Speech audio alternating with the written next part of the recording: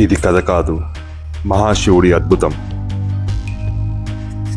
మొత్తానికి నా కేదారేశ్వరుని దర్శనం ఈ రోజు నాకు జరగబోతుంది. చాలా సంతోషంగా ఉంది. ఎవరు బాబు నువ్వు ఇప్పుడొచ్చావు? నేను నా శివుని దర్శనం కోసం వచ్చాను స్వామి.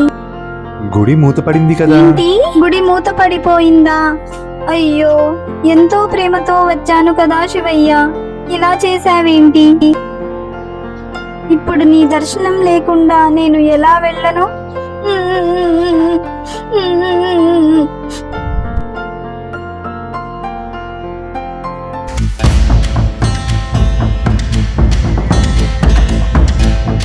నానా కార్తికేయ, ఏడవకు. ఈ పండ్లు తిను నాన్న. ఉదయాన్నే నీకు నీ శివుడి దర్శనం జరుగుతుందిలే. నిజంగా నా స్వామి? అయితే తింటాను. ఇంతకు మీరెవరు? నేను కూడా నీ శివయ్య దర్శనం కోసమే వచ్చానులే. అయ్యో, ఎవరి బాబు ఇంత మంచులో పడుకున్నాడు? స్వామి, మీరు అప్పుడే వచ్చేసారా? నిన్న రాత్రి స్వామి చెప్పినట్లే వచ్చేసారు కదా. ఆ స్వామి చెప్పారు, ఈ పండ్లు తిని పడుకుంటే ఉదయాన్నే శివుని దర్శనం జరుగుతుందని. నాకు చాలా సంతోషంగా ఉంది.